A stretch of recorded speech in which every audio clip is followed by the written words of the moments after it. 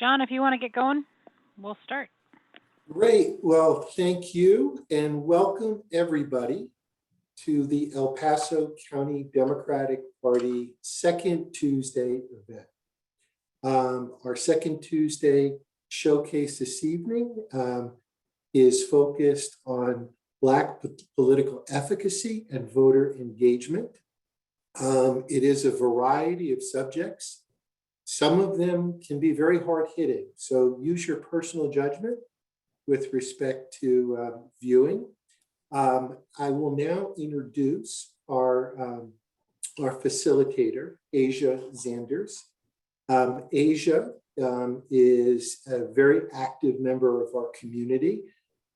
She is a mother, an Army veteran, who ran for the Colorado State Legislature in 2018 with House District 19. She's done work throughout our community, most notably working on the Stand for Children project to promote full-day kindergarten throughout the state of Colorado. She has an academic background in political science and philosophy, and her academic work has included research and study around Black political efficacy, as well as education and society. So thank you all for joining. And without further ado, I'll turn it over to our host, Asia, and ask you to guide us through this evening's discussion. Thank you, John. So good evening, everyone. As John stated, this presentation will be on Black political efficacy and how we in the Black community can use our activism, our voices, to create the society here in El Paso County, but Colorado and just throughout society, to create it into what we want it to be. So first of all, what is political efficacy? Sorry. So political efficacy is the concept of having trust in the government and believing that our political involvement can and will have an impact in political affairs. So this surrounds advocacy and various things from anything you can think of. So you can advocate for, better roads, or you can advocate for police reform, or you can advocate for everyone. Community involvement, so that's things such as, big brother, big sisters, being working in your, within the homeless community or whatever it's that. Just being involved in general. The next thing is engaging in action before there's a problem. So this, for instance, is I would consider engaging in action prior to a problem, right?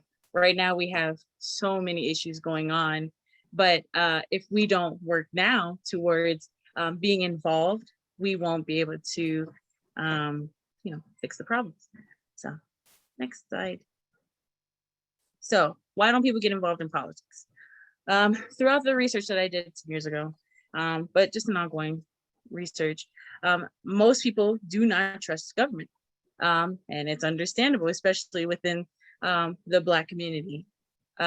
So often we have seen things such as, you can look at everything from how police have treated us, education, how education is very, one-sided, and how all things aren't involved, things like that. We have plenty of candidates who do not support our views, especially here in El Paso County, which is why it's extremely, extremely important to research your candidates, because if we don't have candidates who represent us and our views, well, we're not going to get anywhere. Plenty of people have a disinterest in politics. When you look at people when you talk to people, well, why don't you want to be involved in politics? Oh, it's too much to understand, it's above my head, or, nothing's going to change anyways. Well, and another thing, which I think is the most important thing, and it's actually really what surrounded my research, was what someone told me. He said, no one took the time to consider poverty as being a legitimate issue. And that, like I said, is what my research surrounded, which was, if you lack the necessities that you need, your mind you can't even fathom or consider, care to, about other things that are going on, because you're focused on, survival. So next slide. Issues of most concern. So, and concerning that of the lack of necessities, we need things such as livable wages and equal pay, right? Right now, we are living in an age where wages are unequal, and we need livable ones. There's plenty of various economic infrastructures that we can do, that legislators can take on to improve the system. Even something as simple as just paying people better, but there's inequitable healthcare access. While we do have hospitals around the city, in some places, in the rural communities, there's way less. So if you live out this way, you have to go quite a distance to get to a hospital. We have things such as, out of the way. Like I said, education access, and there is education access, but obviously it's inequitable because of how education is funded. If it's funded based off of taxpayer dollars, and how we're I don't know why it's like slipping my mind, but property taxes, goodness, because it's based off of property taxes and such like that. If our housing, if those who are paying property taxes, if it's not enough, it's not going to be funded. Now, if there was a bill to create a more equitable system in how education is funded or things are funded, we'll see how that goes. Housing access and affordability, I'm sure that everyone is very much aware of. If you didn't know, last year told you just how inequitable it was, and it's very unaffordable, and it's only the market is only rising. Police reform, we'll have JJ talk about that because that's what her thing is. We already know how that is though, and all the other things. I know there's like a considering like a grocery store being built on the south side of Colorado Springs. Will that happen? Guess we'll see. And there's many other issues that we can discuss in the rooms. So next slide. Next slide. So what can we do about this? Volunteering for the El Paso County Democratic Party and other respective local organizations. I know there's a lot of people who may not like the Democratic Party, but you know what? They are trying, and we are working to, make a difference, make a change. When our voices are elevated, things can happen. Voting in all elections, city elections are extremely important. And if we aren't involved in those, we will not be able to our voices will not be heard. State and national races everyone always focuses on, but city and local and county and state elections are extremely important because these are the closest to home and affect us the most. So those we definitely have to focus on more. Completing the census when it comes around. Last year, there was a lot of people who did not complete the census. And now, right now, there's a board working on redistricting. And if we aren't able to, the point of redistricting is to, ensure that we have the things there that we need. So that includes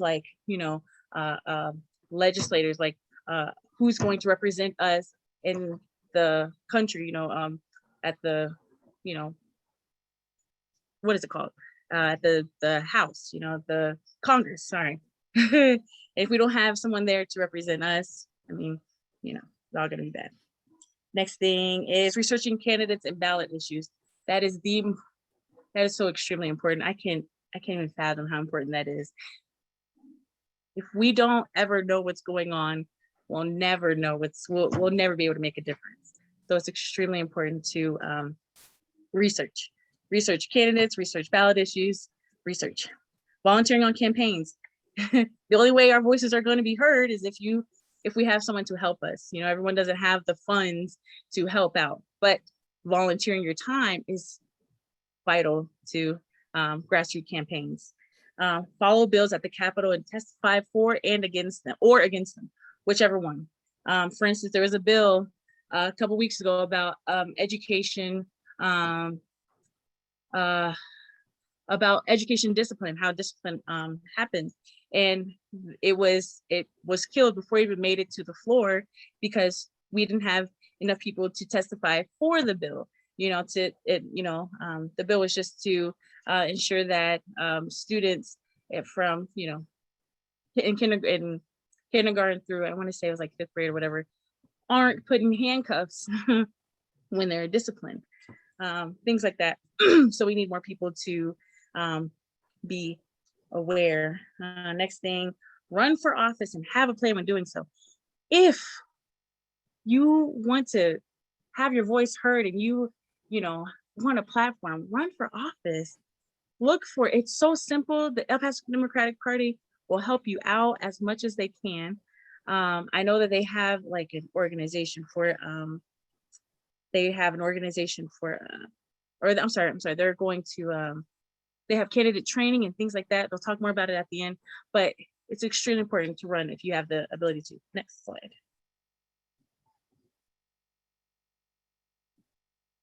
So what Fannie Lou Hamer says, when I liberate myself, I liberate others.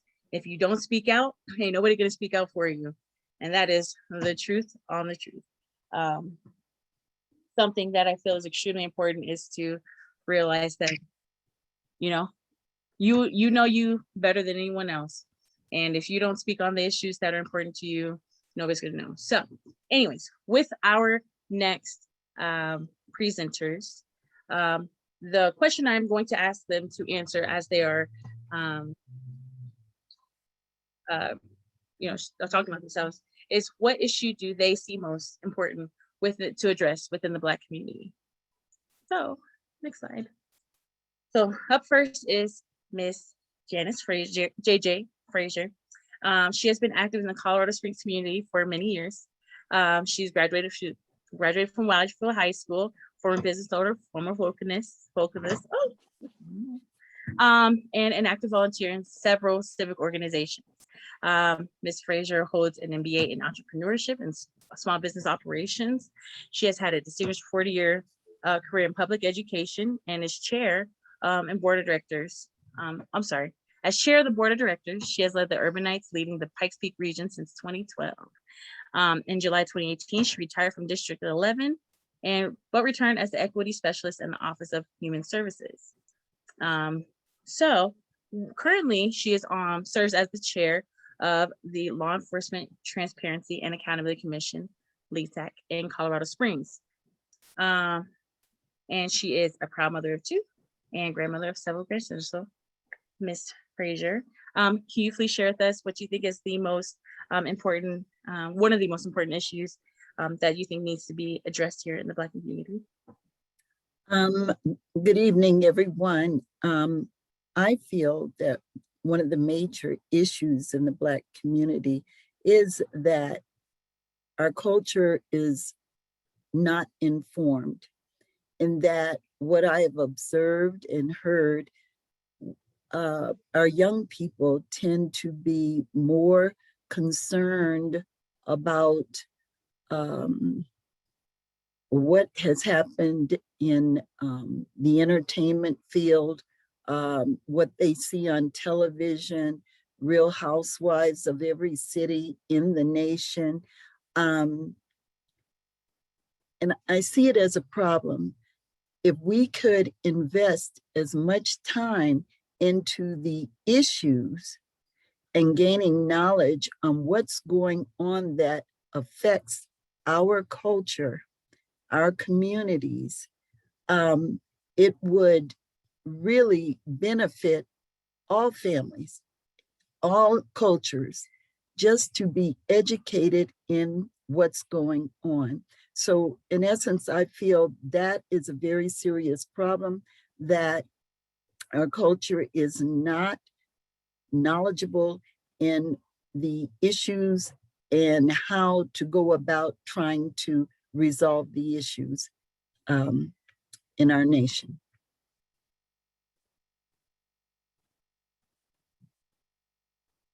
Thank you, Ms. JJ. Now, should I go further? Yes, can you please talk about your organization a little bit that you're Yes, I would like representing? to. Yes, first of all, I'd like to thank you, Aisha, and the El Paso County Democratic Party for inviting me to participate in this Black political efficacy discussion. However, I will preface this discussion with any comments made are mine and are in no way representative of the Law Enforcement Transparency and Accountability Commission, and I'll use the acronym LETAC. I chose to speak tonight about political engagement and the importance of it. Politics are the way that we as a people living in groups make our decisions. Politics are also about making agreements between ourselves so that we can live together in our communities. On the other hand, civics are the things we do that affect our communities, especially when that relates to preserving the progress or growth of our community.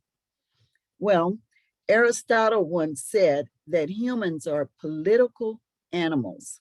I'm sure you all have heard that before. So in one way or another, everyone is political for either their action or for their inaction. There's no way to avoid politics. Now, if you work in a political party, or if you're interested in politics by studying it, naturally you will be considered more political.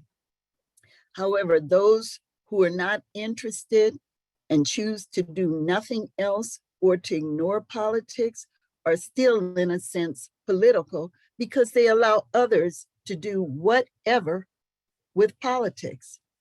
So politics are all around us. The system where we live, the laws we follow, and the people in government. They are there and make the rules that affect all of us. Even when we choose not to engage in the process, as a result, whether you're involved in politics or whether you're not, you're political anyway. So I chose to speak also about the 4 essential principles of social justice. 1, human rights are the basic rights and freedoms that belong to every person in this world from birth until death.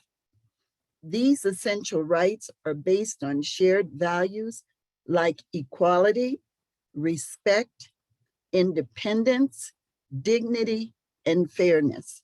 These values are clearly defined and protected by law. Number 2, access. Access to resources is an important principle of social justice.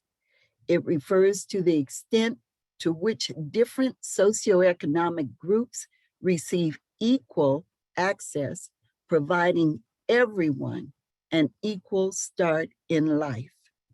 Number 3, participation. Our society must allow everyone to voice their concerns and to participate in decision-making. If an event occurs in a person's life, that person should be a part of the process.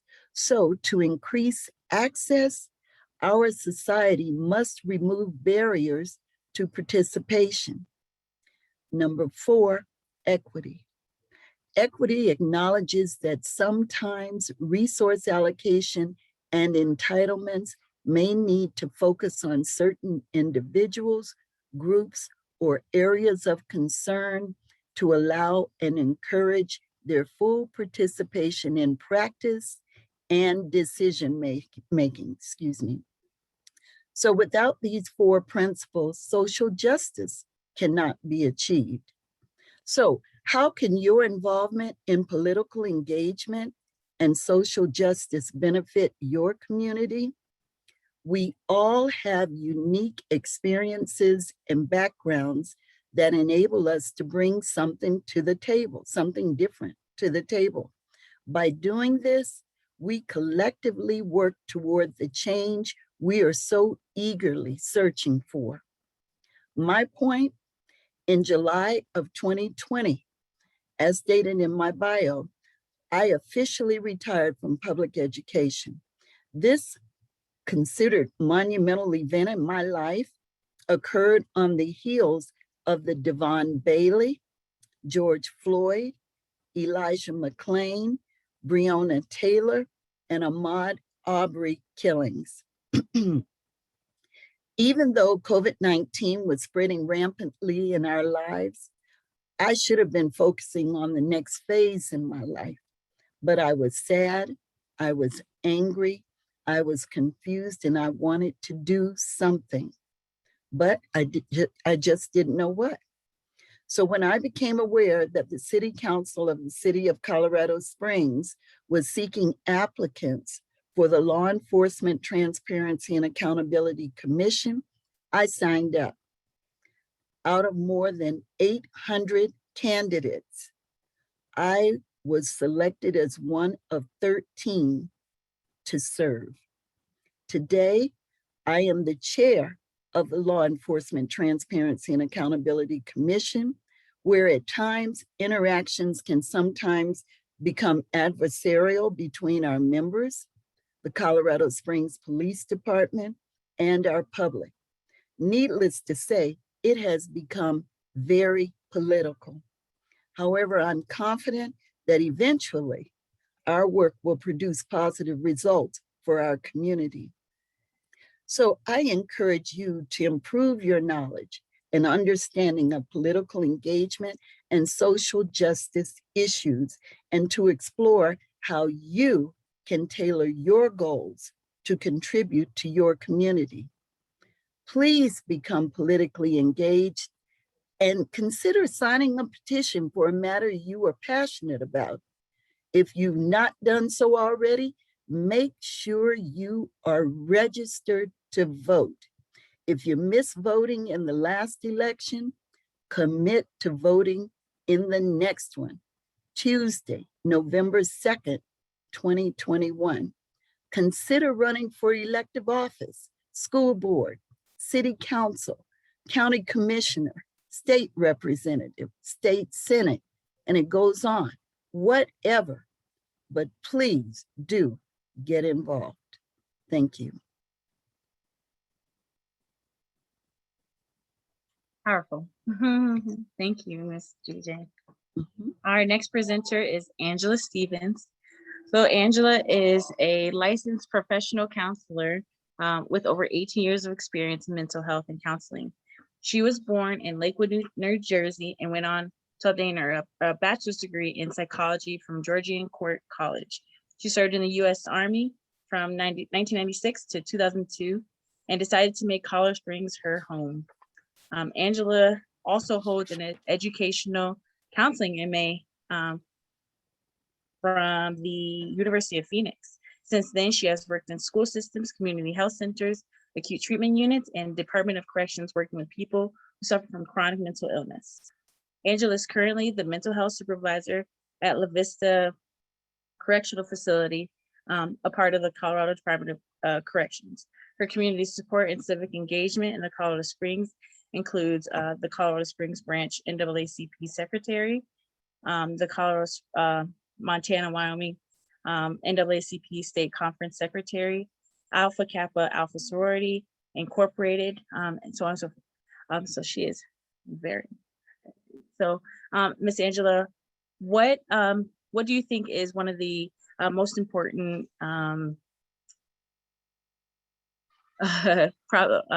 issues in the Black community that need to be addressed?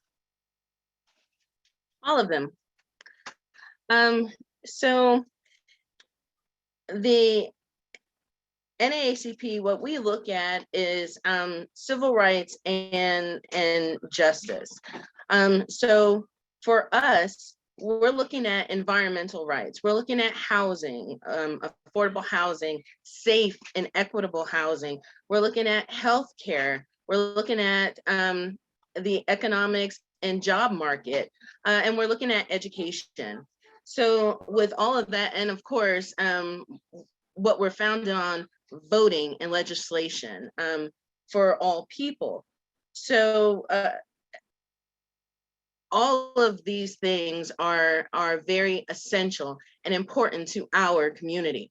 I guess to tie them all together under one umbrella, basically the umbrella of this forum is legislation and getting legislators in that room to speak on our behalf for our community. I have some notes. I get really passionate. I go off script. So let me go through my notes. So for our affordable housing and safe housing practices, what we know is that minorities or people of color sometimes don't have the income to be in that safe space, or it's thought that we're not going to be in that safe space. We may have multi-generations under one roof.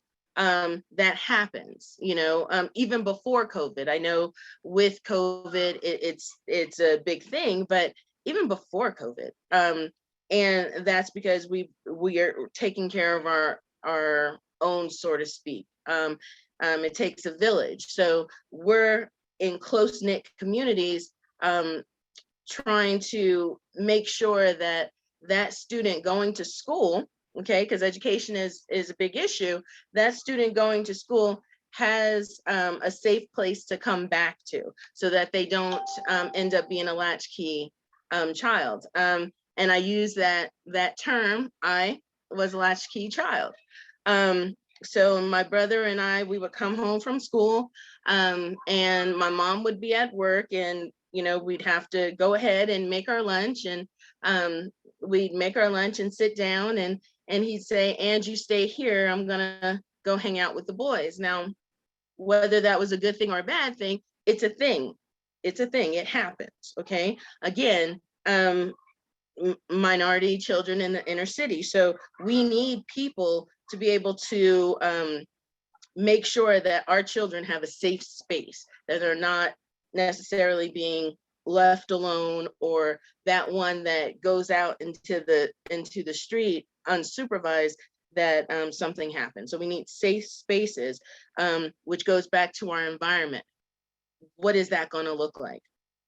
What is that going to look like? Do they have community centers for the students or the young persons to go to after school to stay safe? We need that. We need legislators to speak on our behalf. We need education, going back to the root of the problem, like education. Is it equitable? Like, is my child necessarily having to leave his textbook at school because he can't bring it home for homework? He has to share the textbook with 3 other classes. Now, again, this was before COVID, right? Because during COVID, no one shared anything. So again, students struggled with that too, with internet learning. But when that space is not there, what is that going to look like? Is every child going to be able to have the supplies that they need to be successful? Let's see, healthcare. Healthcare is always a huge issue. Honestly, 2 weekends ago, and literally 2 weekends ago, my niece, she's only 20 years old, she ended up going to the emergency room. Now, she's still covered under Medicaid, yes, but she ended up going to the emergency room at 4 a.m. And it wasn't until 8:30 in the morning that they brought her back and started running tests and taking her vitals and all this other stuff. Okay, what's the problem with that? She ended up having an emergency appendicitis. It was so infected, it could have burst right there while she sat in the emergency room. But we're looking at this young adult with Medicaid, oh, they'll be fine. How is that okay? Whereas someone else that walks into the emergency room with health insurance gets taken right back there with a third-party insurance gets taken right back there. And basically they have a cough. We're going to give you a prescription for some cough medicine and send you home because you're it's allergy season. Again, equitable healthcare. Sorry, certain things make me very passionate. So again, tying it all back, legislation, these are the things, these are the issues that we talk about. These are the things that affect our community, and we need good quality legislation to get passed so that we have the things that we need to thrive as well.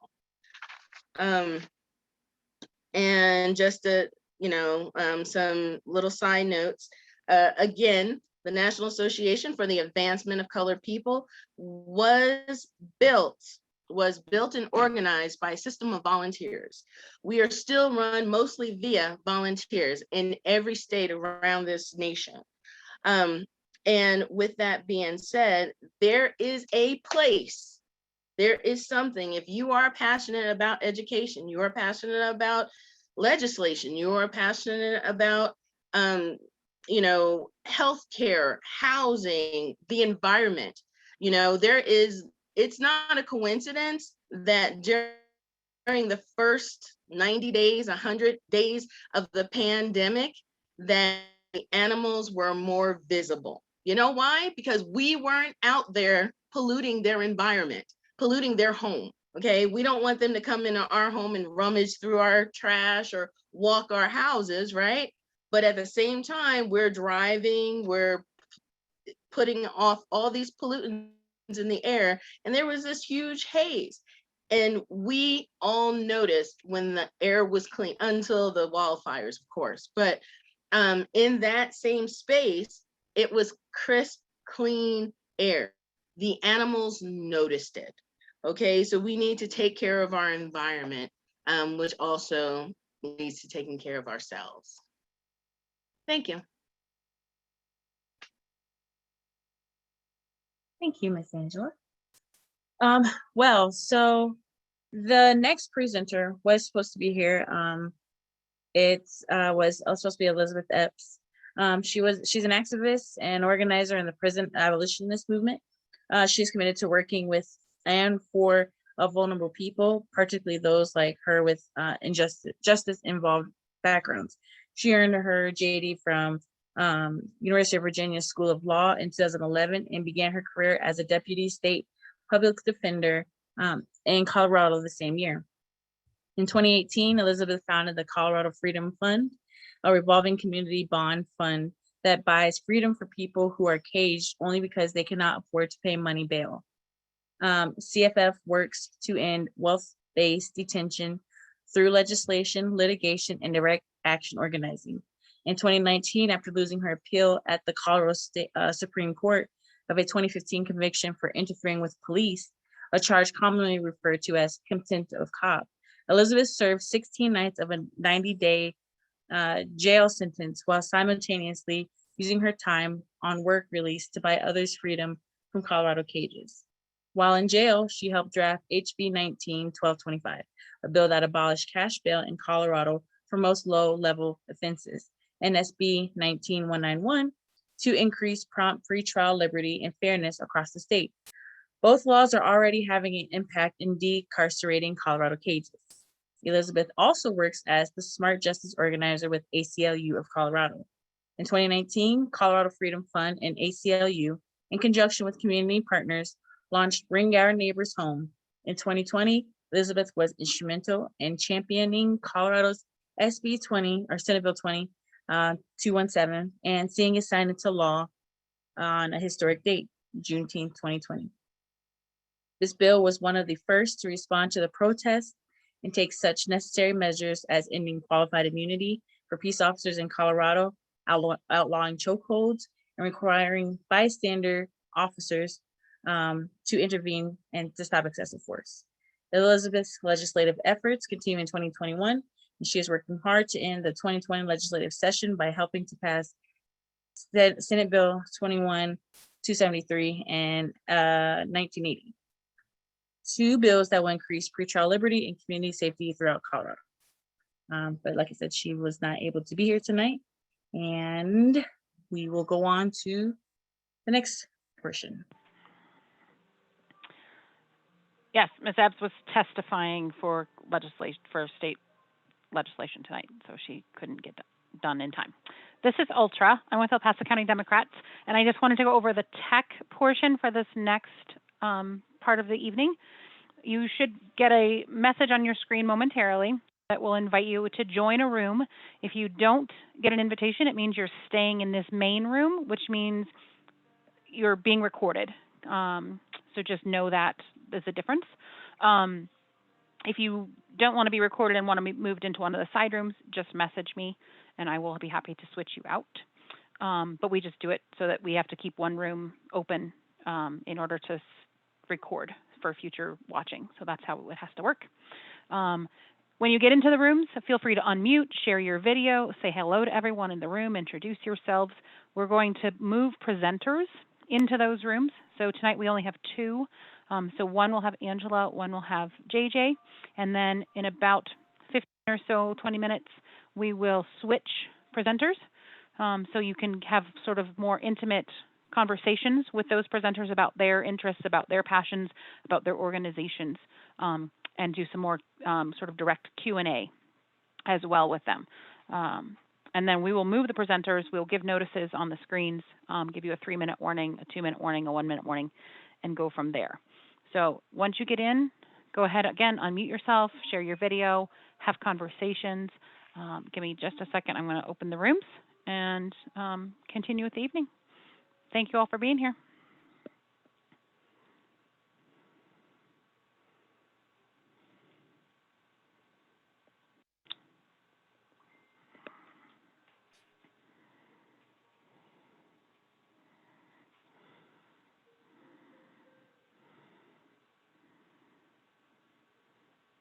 All right, it looks like we've gotten everybody moved over. So if you want to, JJ, you're the host in this room. Feel free to lead the discussion however you choose. Okay, now right now I am seeing just the cover page. Do I click on yeah, something? hold on. Nope, give me a second and I will pause that scenario. Okay. All right, there you go. Now you should be able to see everybody in your room. Good evening, everyone. It's everyone. I see everyone is muted. Hi, Stephanie and Zuri. Good evening. And Asia and John. And there's Frank Lytle. Hi, Frank. Haven't seen you in ages. Good to see you. Right, I can barely hear. Okay. Well, listen, you all had an opportunity to hear my presentation. Are there any questions that you'd like for me to address? And if so, I'm here at your beck and call. John? Yeah, I'll get us started. Well, thank you. Thank you, Ms. Frazier, for kind of leading this discussion and for the overview, for the work that you're doing with LETAC. What I wanted to ask you about, I wanted to get your thoughts about how hopeful you are for the work that's being done in police reform. And I just remember, going back to Rodney King and now George Floyd, after each one of these events, we seem to have a host of commissions and a lot of soul searching. And I just question whether or not, we're making the kind of progress that we should. And I don't want to feel in despair. And I wanted to get your sense of where you think we are now and where do we go from here. Because there was no LETAC that preceded us, we walked in cold. So we developed a system. There is no way we can make any kind of recommendations to city council without being educated on police operations. And so we established listening and learning sessions. we did that after the first of the year, because I'll be honest with you, when we came together in September of 2020, we were like a deer in headlights. We didn't know what direction we could go in because there was a little bit of confusion as to what our role actually was. And just to pause for a minute and say, our community, our public, their expectation of this commission was to be oversight of the Colorado Springs Police Department. And I must tell you, that is not the case. And we were confused. You know, there are 13 of us, 2 are alternates, but so we had to come together and understand our role. We elected officers. I'd already shared, we elected me as chair and vice chair Steve Kern. So in January, we came together and we formed the listening and learning sessions. And what those consist of, they're 2-pronged sessions. The first, we meet the first and third Monday of every month from 6 to 8. And the first part of the 2-pronged session would be a presentation by the Colorado Springs Police Department on one of 4 topics that we as a commission felt were very important to the community. One was communications. We had heard so many concerns that commanders in the divisions were not responding to neighborhood watch captains. We had heard, you know, people feel like CSPD is always hiding something. They're not being transparent. They're not being held accountable. The second topic was racial bias. And we did have presentations on racial bias. Personally, I felt we could have delved a little deeper into that. However, we did receive the presentation. Thirdly, crisis response teams. We dealt with that because a lot of our citizens or a lot of our public are faced with mental health challenges.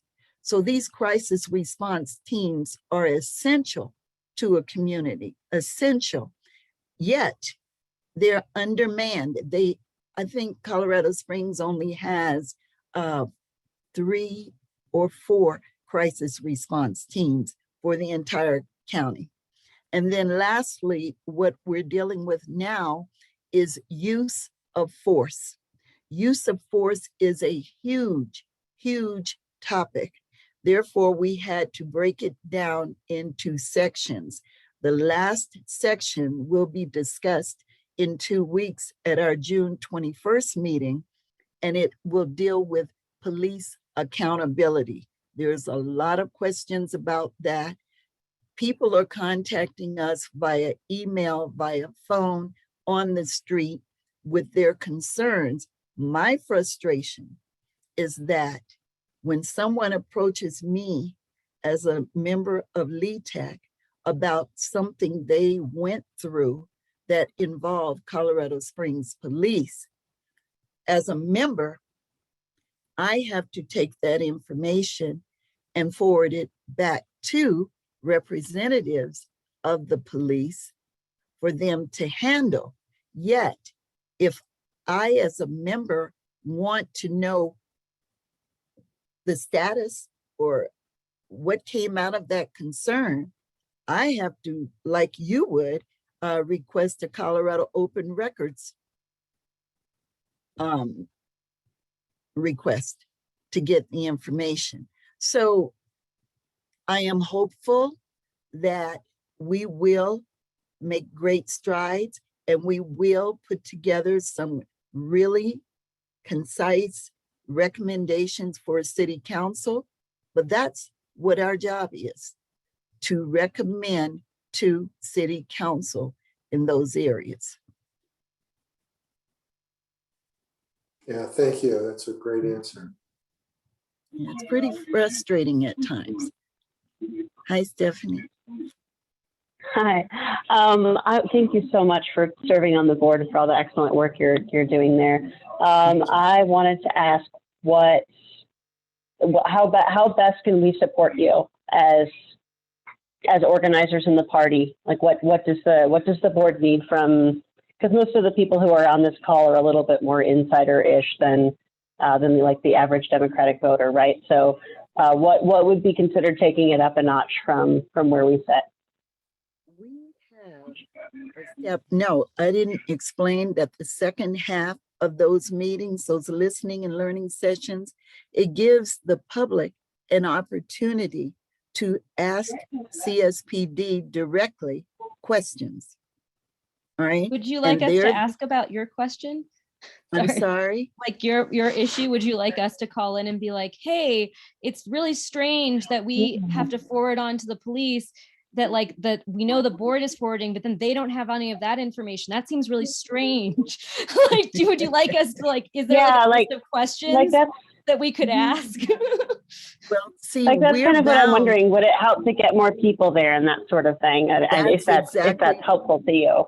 Okay. That's exactly where I was going with that. Thank you, Zara. That was, but we have had 3 town halls. We're now calling them listening sessions. But let me paint a scenario for you. Our town hall it's open for anyone to call in via phone or participate virtually. And now later on, when we establish our town halls, we'll be going in different quadrants of the city so people will have access in person. But the town halls are open and we invite the public to talk to us about anything dealing with policing and public safety. There's no filter. However, when someone calls in, and I know our public is frustrated, when they call in or participate in our town halls, they say, well, this happened, this happened to me, this, that. They're coming to us. Are there representatives from CSPD at the town hall? No. Are we the voice for CSPD? No. So what are we doing? Listening. And we'll take your concern. So that creates frustration in the community. So what I would like, and it will come when we come together with our recommendations, I would like somehow for our purview to be extended just a little bit to where we are representing different districts in this county. I represent District 4, which is House District 17. I want my constituents to know that I'm on that commission for them. I'm advocating for them. But again, I can't respond, to their concerns during those listening sessions. So to answer your question, it would be very helpful if the numbers increased for participation. Because as we've seen, we've had 3 town halls and now the numbers are dwindling. And can I blame them? No. So if we could get more participation, that would help. Is there a link for the day of the town hall? Yes. Now I can share with you, we've had 3, the 4th one has not been, the date hasn't been established yet, but we have a website at coloradosprings.gov/LETAC, and that will provide you with all of our meeting dates and times, and then the next town hall information will be included. Thank you. Mm-hmm. Rosemary has her hand up. Hi, Rosemary. Hi, it is so good to see your faces. I'm sorry you're not seeing mine. I'm not able to be on video right at this moment, but thank you for acknowledging. I have a kind of a comment and a question, I guess. I heard the mayor I believe it was yesterday, talk about the budget, talk about adding police officers, and say that there was basically little civic will to move forward on community policing. Mhm. And I wanted to ask your, not your opinion of what he said, but how you thought we might best address that within the framework that has been established. You know, we as a commission are held accountable to city council, in that they established an ordinance or charter 22-40, I think it's the number, to where we can only recommend. So the mayor at times has made a few comments. One, I'll revert back to something I said earlier. The public views us as an oversight commission, and the powers that be are very quick to share with the public that that's not our purpose. And the mayor has in the past made a statement that, and he said it publicly, so I don't mind sharing it, that there's no way that the public will oversee the police department unless they are elected officials. And I'm paraphrasing, but that's the gist of it. We are not elected. So I'm not surprised by the comment that he made yesterday. And yes, you're right. We're getting ready to get into the budget. That's one part of our charge, is to make recommendations regarding the budgets. But I can tell you, the chief of police has already gotten his budget in order that he's going to present to the mayor. And the LETAC won't have that much involvement with it. So I'm not really surprised, Rosemary, by the comments from yesterday, although I wasn't aware of them. I was saddened by them. Mhm. Mhm. Yes. So I see that we've got a little less than a minute in our chat. Are there any other questions you all would have? Do we me? need to advocate for making these elected positions? Especially in a really quiet way, you know, like if Well, you know, not the community. quietly, sir, because there's some students that are from UCCS who wrote a strong letter to the city officials about just that. They feel that we should be oversight. There are plenty large cities, urban cities, who have oversight commissions. And you know, I'm going I to don't have know. to move you guys now, but I will, when we come back together, we will have time for you guys to ask more questions. If our presenters will stay for a few moments, we'll have a few more minutes. So, but it is time to move presenters. I just wanted to let you know before I send that. Thanks. Well, thank you, Ms. JJ. I appreciate JJ. Thank you.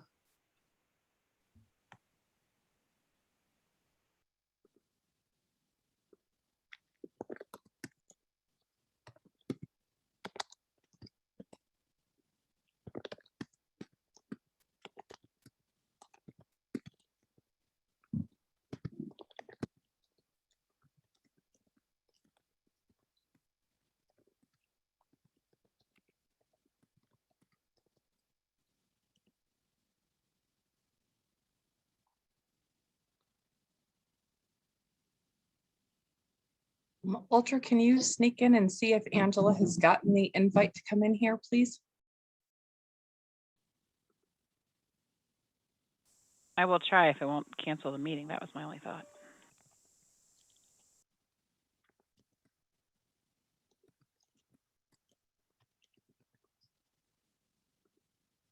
It sounds like the 3 points she was talking about were making people elected officials, giving them access to all complaints. There was like a third thing. I just wanted to type it up in case I'm able to go to the listening committee. Get more people to attend. Was there another idea that I'm forgetting? They actually have the oversight ability. I think that is really what it is. But I guess the only way they can have that is if they're elected officials. The Yeah. only way And I that's think she gonna was happen is pointing if more about, people show up. And if more people show up, oh, sorry. There's Miss no, no, Angela. no. You're muted. I I'm just sorry, want to my say that apology. There was a comment that was really interesting. So okay, I'm back. Hello. Oh, you can Comment, go ahead. I'm Angela. sorry. No. It's all you. It's all on you. What do you want to This is share your with new us? group, so you're welcome to start your conversation again, Miss Angela. Oh. Well, actually, what I had asked was, what was their passion? Because in the NAACP, we have several different, as we heard, we have the 5 platforms that we're engaged in, but we have several different committees and ways to get involved. That also wraps back into your platform. So, but I mean, you have the master here, so you don't really need my input. But okay, so anybody? I don't. Miss Deb? Go ahead. Misty, yeah, Misty, I was wondering if you maybe could start us off by, you mentioned the platform of the NAACP. Mhm. What are some of the major elements of that platform currently? Can you share those with us? And maybe we could talk about that Sure. a little bit. So we're always involved with education. So what we need is people to be a part of, to let us know, because we're not at every school board meeting, okay? But we have students everywhere. So we need to be able to we need to make sure that our students are getting quality education. We need to make sure that their time or their discipline is equitable to whatever the offense is. So a 5-year-old throwing a temper tantrum or a 6-year-old throwing a temper tantrum in the school and, walking out of the school, does that justify a police officer picking the student up and putting them in the back of a police car? But yet a high school student can, get into a fight and cuss out the principal, and they get a day of suspension because they talk to the principal. Like, where, I don't understand, like, how is that okay? So again, we need to make sure, or to ensure, that our students or students of color are being treated fairly, being treated appropriately for the infraction, and of course rewarded when appropriate, as well as making sure that they get a quality education. I shouldn't have to worry that, and this is before, pre-COVID, that my son can't bring his textbook home because he has to share his textbook with 5 other students. So the textbook stays in the classroom, but he's responsible for the homework. So how is that? Why doesn't every child have their own textbook? And I might be dating myself. Maybe no one uses textbooks anymore. Maybe they all use tablets, but that's a sign of the time. So just making sure that that happens. Or, COVID happened, and now we have to find a way to make sure that every child has access to the internet so that they can do their home studies. But every child doesn't have access to the internet. So what do we say? Does the child go to the library? Well, the libraries were closed, and your time on the computer at the library is limited. So if my student is responsible, to learn just as much in, this block of time as a student in another school district, but we know that they're not financed the same, how is that okay? How is that fair? So education is one, healthcare is another. In the other format, someone said they weren't aware that based off of insurance, how you're treated in hospital in the emergency, and very much so, absolutely. You know, my sister and my niece, her mother passed in 2015. And she had pneumonia and she was hospitalized for like a week and a half. And the nurse came to her and said, "Oh, your Medicaid expired." You know, so now my sister is thinking, okay, my Medicaid expired. I'm racking up this health bill, this bill. I can't do this. So she checks herself out. Yes, it was her decision to check herself out, but let's look at some of the other things, you know, going on. And 2 days later, she died because she didn't get any better. You know, they didn't release her with an oxygen tank. They didn't even release her with medicine. She was so sick, I didn't know at the time that she didn't have medicine, because last time I talked to her, she said she was being released with medicine. So I say all that to say 2 weeks later, I got a statement from DHS saying that her Medicaid was open the same day she died. Why is that? Because now they want to get paid for the paramedics showing up, the coroner showing up. You know, now the state wants to, or the city wants to get, they're trying to get the money from somewhere, right? And the client is now gone. So yeah, equitable healthcare, it needs to, we all need to be, it needs to be fair. Some things just aren't fair. We talk about the environmental. We had a meeting not too long ago with the state conference of the NAACP, and we were talking about environmental justice. And some of the things that came out of our breakout session, just that, was that when we look at where our communities of color built, they're built in places where we know,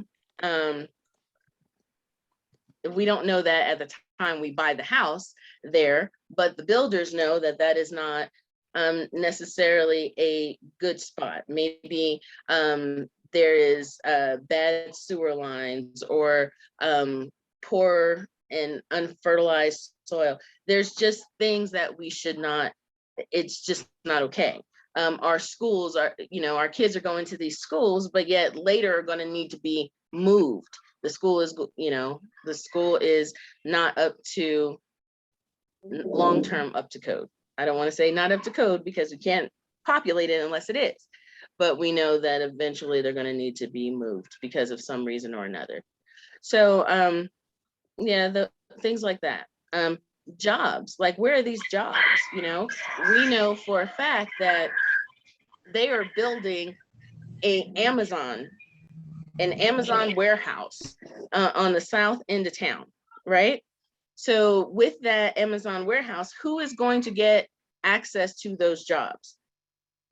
Unless they put a bus system in that's going to go down there, where minorities and people of color, a lot of them don't have cars and do rely on public transportation. Okay, so if there's not a bus that's going to go down there, who is that going to leave out of the opportunity to access to those jobs? Those are just some of my comments. Thank you for that, for sharing that. I mean, they're reflective of some of the very serious, you know, impediments and problems that we've got. And I think that the consciousness around these things is not nearly as high enough. But that's just my view. Does the NAACP work within the community, like talking to like the state legislatures or legislators, or any like any representatives or anybody, like, and locally, or how do you get involved here in other ways in the committees that you have? Oh, I'm sorry. That usually happens through our state conference. All the branches refer their problems that are legislative to the state conference president. State conference president meet with the senators, congressmen, our governor even of Colorado to determine the issues legislatively. And that's how it happens upward.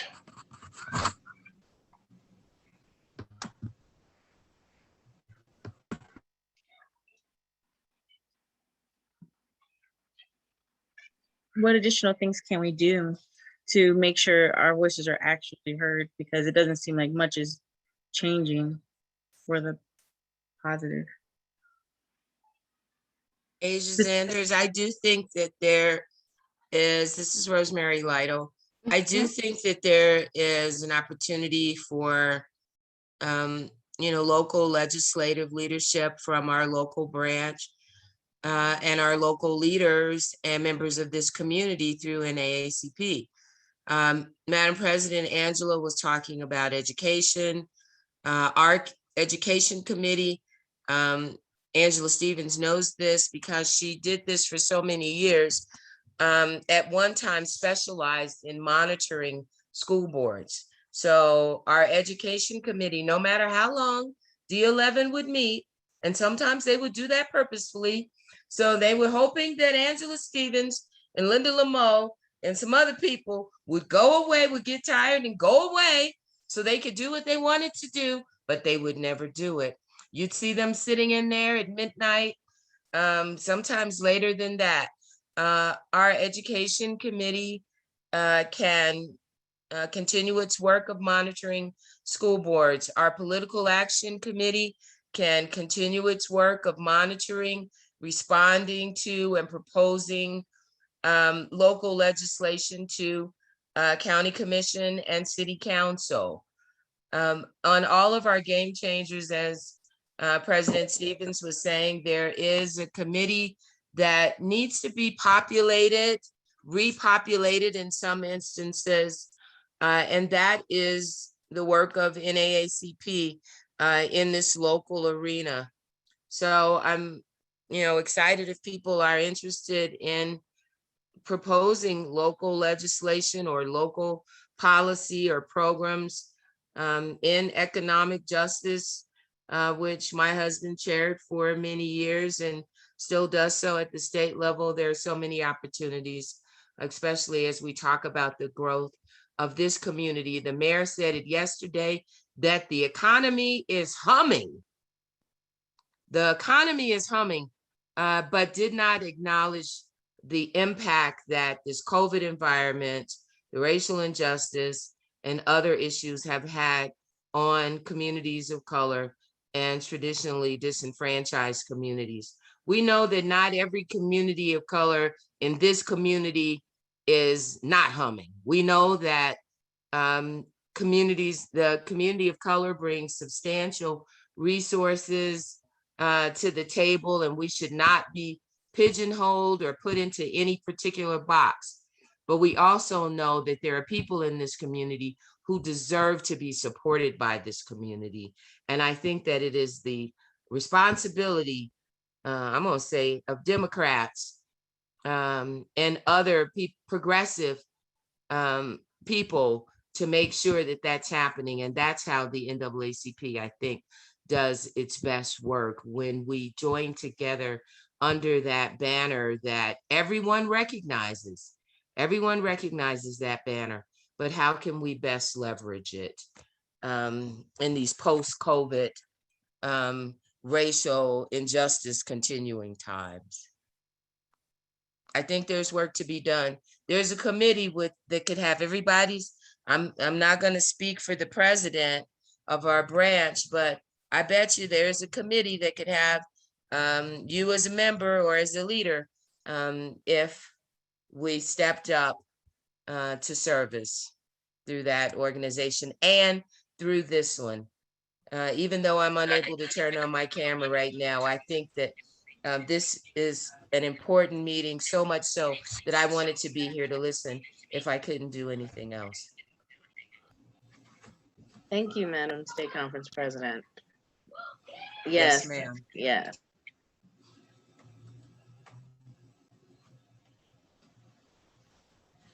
I think we did get a cue, but this is the main room, correct?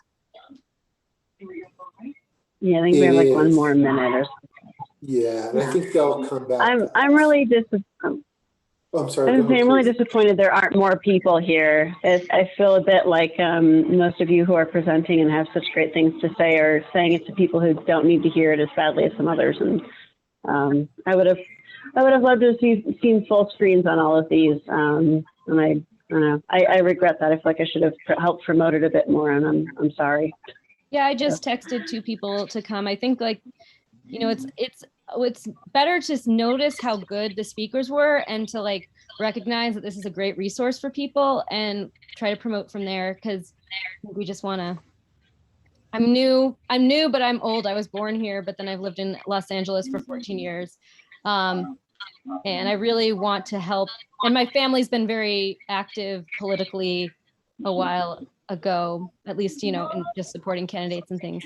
And so I want to get everybody active, and I want us to keep pushing and get great candidates. So Yeah. Welcome Well, home. I think Yeah. the problem is far too often we focus on Denver instead of focusing on what we can do here in Colorado Springs and in El Paso County.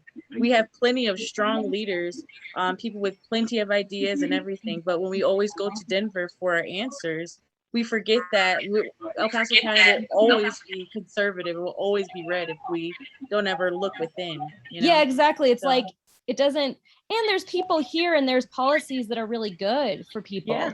And you know, I'm not the right person. I'm like so flaming liberal, but I think that we can find candidates that speak to people on like a more practical level. And I think we really want to look for that. And, you know, people that are like, because if you talk about it, you know, like instead of critical race theory, just accurate history. Like, it's not complicated. It's just using primary sources to create an accurate picture of what happened. Like, you know, it's in here in Colorado Springs. I think critical race theory is awesome, but I think in Colorado Springs, let's just talk about an accurate history of our city and of, you know, of our country. Far too often we don't even realize just how it's just, you know, it's just reality. I don't think it's going to change. It has to change from the state. It's not going to change down here because we have so many school districts. If our school districts were combined more, I think we could do that better. But there's so much. Just like I guess I'm always like with Democrats, like it's not necessarily that we want to win, even though that's what we want to do. It's that we want to create a good face. We want to have good candidates. We want to have good policies. We want, you know, like the goal may not be that we win the election. The goal may be that people trust us.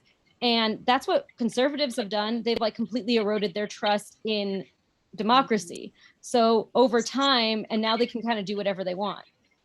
So over time, if we build that trust back, maybe we'll be able to do more things. And when we are in depth and know our policies well, then when we get power, we can actually be productive. Whereas if we kind of come in and we're just like, F the conservatives, which I do. What are we doing? You know, sorry, I'm a loudmouth, but yeah, let's just keep working. And kind of, it's like, who cares about the outcome? It's like, my goal is to just, my amount of power is to shift the tide a little bit and to have people see we can do better and we can make the world a little bit nicer for everybody and more supportive for people. And that having to live in a place that's so zero sum and so threatening and so filled with guns is actually really stressful and really unsafe for people. And creating a community that's safer and more supportive makes life better for everybody. So we have all returned to the main room now, so we will finish up our presentation. And then if our presenters would like to stay, it sounds like you have a very active group who would like more information from you guys. So if you'll give them a few more minutes after we finish the rest of the presentation, we would appreciate it.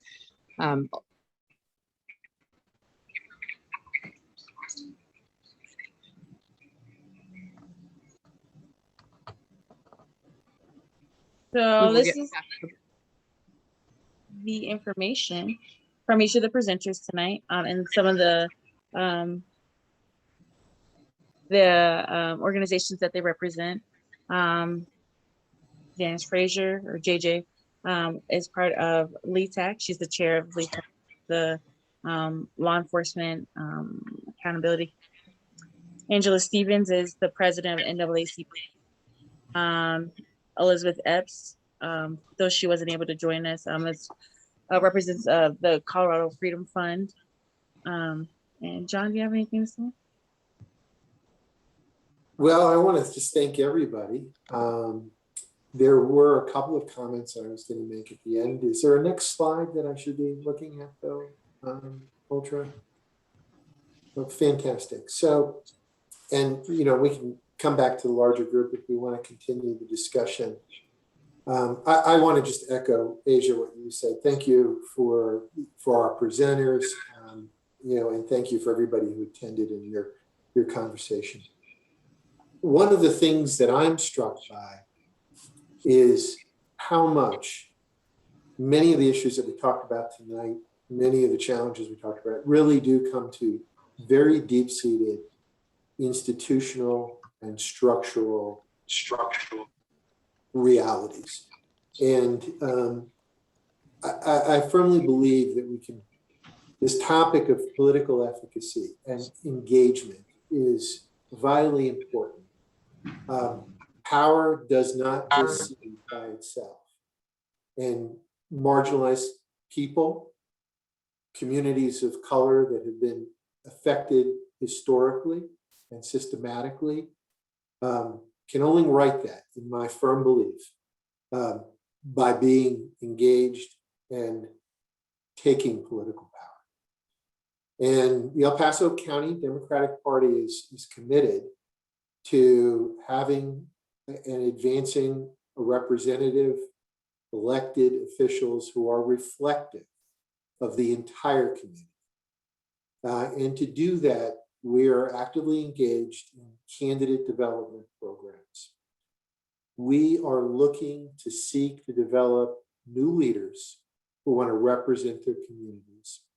And our big priority is around identifying and help people who otherwise would not have thought about running, otherwise who may not believe that they have the resources or the wherewithal to help empower them. So if there's someone here, or if there's someone that you know who's had an interest in serving on a school board, this is vitally important. I think it was mentioned earlier by Ms. Frazier, our consolidated elections are coming up on November 2nd. The D11 school board, the Harrison school board, all have very many vacancies.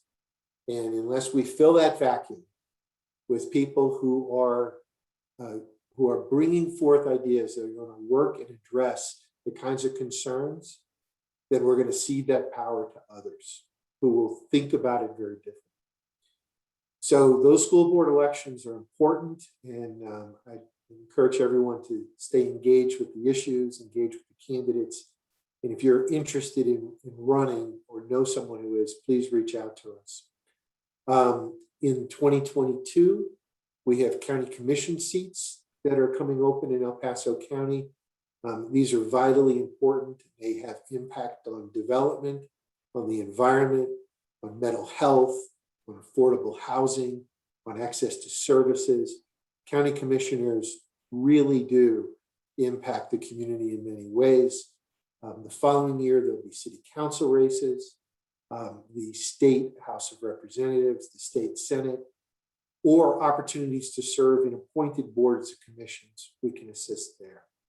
So I know I'm making a pitch, but I wanted to make that call because I'm hopeful that people in this room, within the sound of my voice, will kind of carry that and look to be engaged. If you can't be engaged there are other ways that we really need. We need people to serve as election judges and poll judges. There's a lot of challenging of what's going on in our elections. A lot of strange stuff. People with strange ideas about what's happening in these elections. And we've got to be vigilant. We've got to keep the facts straight.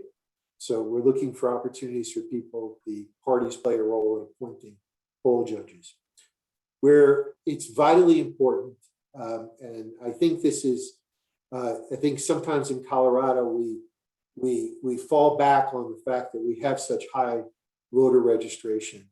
But what we fail to recognize, and this particularly impacts communities of color, is that when you move, when a person moves, they become an inactive voter unless they update their address. And so they move to a new place and they don't receive a ballot in mail, and they miss the opportunity to vote. So voter registration is, yes, getting people voted, but it's also keeping their voting records updated. We'll have a voter registration opportunity at the Juneteenth festival upcoming, as well as other festivals coming up in the fall. We're training circulators to register people to vote. And if you're interested in becoming a voter circulator and registering people, please let us know. We have a host of initiatives, much as other people have said, committees and opportunities for activism. So I just wanted to make that statement that this party is interested in civic engagement and empowering people who otherwise may not be empowered. And so I welcome the opportunity to work with anyone here. And I certainly recognize that there are many, many other ways to get civically engaged outside of political, party organization. And I was just inspired by what I heard this evening of the work that's being done at the NAACP, the work that's being done in other organizations, the LETAC Commission, which is striving for police accountability and transparency, and just a whole new paradigm for justice. And I'm looking forward to the recommendations that come out of there. So thank you for attending. Asia, thank you again for hosting this, kind of leading us through this discussion. So that's all I have. I think we're going to kind of keep it open for a few more minutes in case anyone has any additional questions, comments, or thoughts they want to share with our panelists. So Ultra, maybe we could go back to the full screen. Is that possible? Oh, okay. Last thing I'm reminded. So we do this, if you go back one slide very quickly, we do have a similar session about getting out the vote in July. We have a panel that we're forming together to include a number of organizations to be announced. I do want to make a small pitch for a couple of party events. The Democratic Party will hold, we're about to announce that we'll hold our Central Committee meeting. For those of you that are on our Central Committee or precinct organizers, Congressman Joe Neguse will attend and give us a bit of a kickoff, and then we'll take care of some party business. We will have a gala and fundraiser at the Antlers Hotel in the fall, and Senator Michael Bennet will keynote with some others. So we hope to see many of your faces there. And then likewise, we, like all organizations, we welcome your contributions of financial resources and time. If you're looking to contribute to us, you can go on our website, hit the donate page. Please consider becoming a monthly donor. And most importantly, it's your time and your commitment. If you're interested in being a volunteer, if you're interested in serving as a precinct organizer and really being the grassroots of your Democratic Party in your neighborhood, in your community, we have unfilled positions. I know that there's a number of people on this call tonight who are already precinct organizers. We'd love to talk to you about that. Organizing and getting out the vote is critical and important. Okay, now I will get off my soapbox, and maybe we can move to the full screen, wrap it up.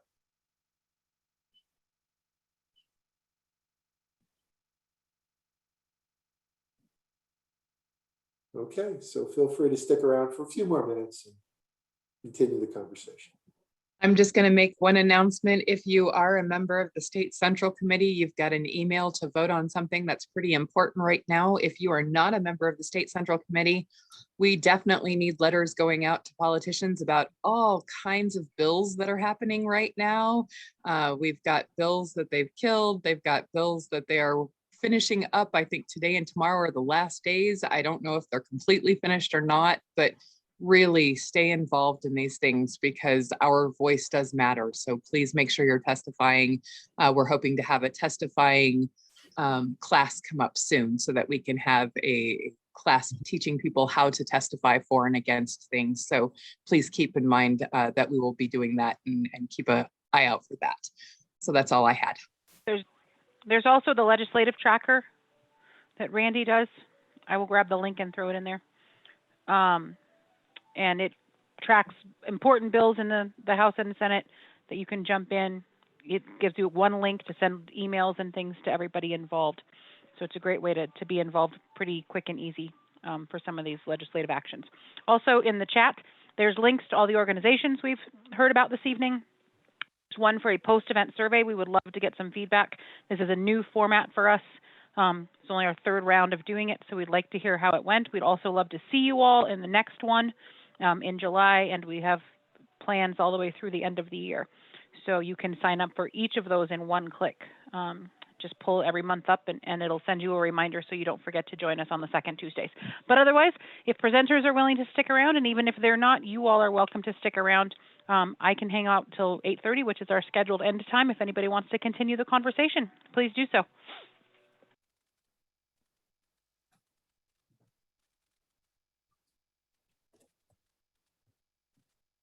Miss Rosemary, I saw that you had a question for John. Now would be an appropriate time to ask that.